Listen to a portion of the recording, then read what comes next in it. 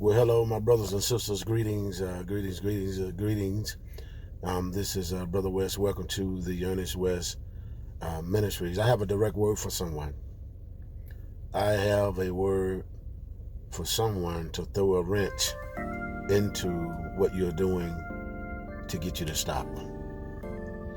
And I will say this. In Atlanta, probably between 2 o'clock and 7 o'clock, that's considered rush hour, which means there's going to be a lot of cars on the road, a lot of cars, everybody trying to get home at the same time. And so it's going to cause a whole lot of congestion.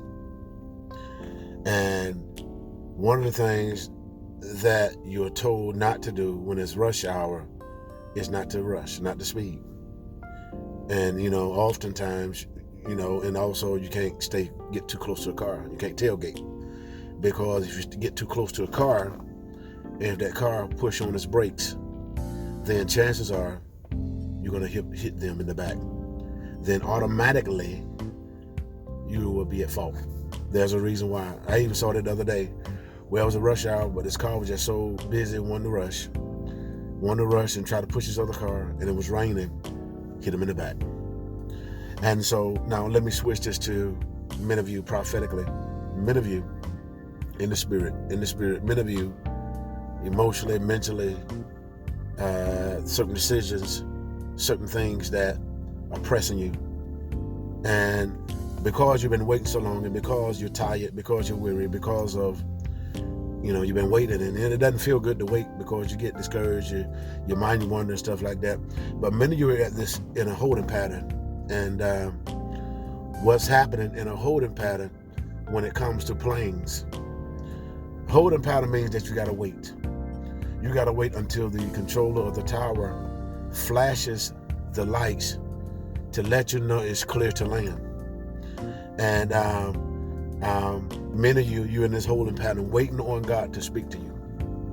But some of you, because you've been waiting so long, you're trying to rush. You're trying to do something that you're not told to do, just like in a rush hour. And so, but what God is saying, not to rush, not allow circumstances, don't allow people's emotions, don't allow other people's feelings to rush you from doing something that God's spoken to your heart. Don't let other people's or another person's feelings, desires, or whatever disrupt or rush your choice and your decision from what God has put in your heart to do. Don't let no one rush you. Do not rush. Don't move. Wait on God. Wait right there. And waiting right there means while you're waiting on God to intervene, you are doing what God has called you to do, and that's to serve your community, to serve the area that you're in, plant seeds around you. Because what's going to happen while you're waiting and while you keep planting those seeds, the master's coming back. He's coming back for your seeds. He's coming back for your faithfulness. He's coming back for what you've purposed and what you've put in your heart that you've offered to him. And he's going to reward you with double for your trouble.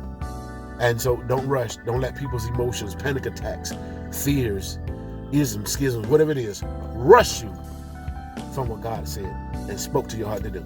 Hear me, my brothers and sisters. God bless you.